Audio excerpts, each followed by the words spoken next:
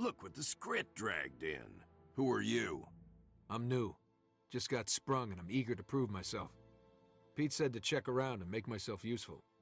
Good, there's plenty to be done. Just make sure you stay out of the way. And if nobody else has anything for you, check back with me. I'll put you to work.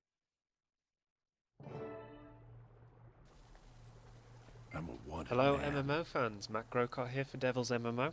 Welcome to our second Guild Wars 2 diary.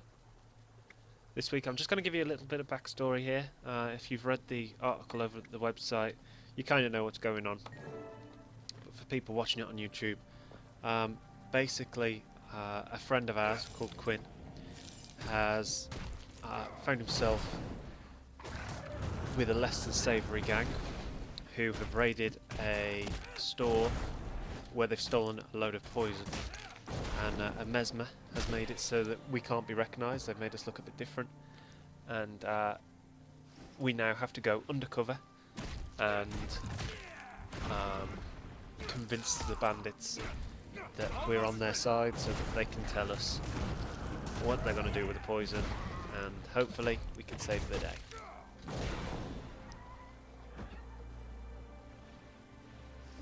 Luckily, in this next kind of, 4 minutes, get to see a few different things that are going on. I mean, you just saw, as we go underwater, his weapon changes to something that he can wield underneath the water. It's gone from like a mace to a longer pike. It also shows off how you learn new skills. As you use certain skills more, it unlocks the next one, and you can see the progress just there. Half the button is lit, and as time goes on you'll see it just grow a little bit and a little bit more as we kill people and we get more experience. These things are a devil, they're quite hard one-on-one. They're a little faster than you underneath the water, I think, and this one really gave me trouble because it did like a vulnerability thing while it healed itself. The battle system in, oh there you go, I've unlocked the second move to use with the pike, and there's the invulnerability thing. We're in bad shape here.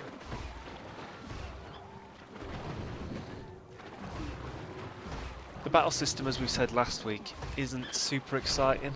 It's not as different as perhaps Terra, but it's still fairly good just in the way that skills are unlocked. There we go, we've changed back to the mace now and we've got our health back up. Again, we've got another pretty hard battle on the way. So if you haven't done all the farmer stuff that we did last week, you might find that you start struggling a little bit. I don't know.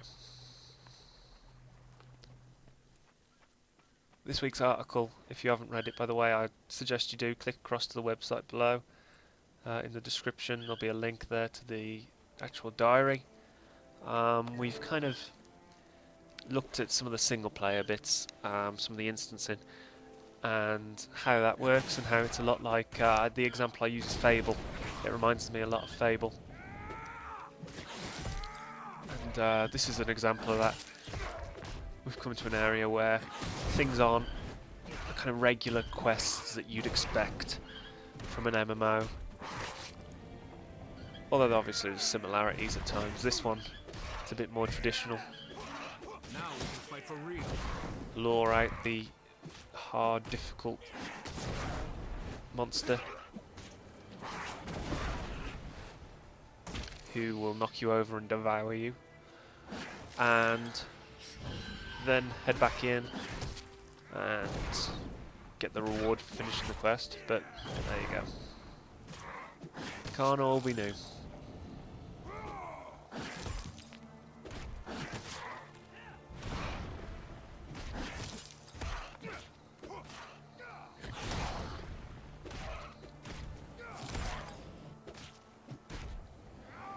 The graphics are growing on me. Last week I said that I didn't think they were fantastic, that they were decent, but I mean then you see the level of detail that's gone into the grass, into the water, into reflections. And it makes all the difference. Bad shape here. It might not be as visually stunning as Terror is, like immediately stunning, but the fact that it's as decent as it is all the time. And if you head across to the article, you'll see some screenshots from when we were in the city, and the variety in such a small space is impressive. I think we're just about coming up to the end of the video, so thank you very much for watching. Call on in next week for the third part of the Guild Wars Diary. Remember to subscribe, click across to the website below. Thank you very much, goodbye.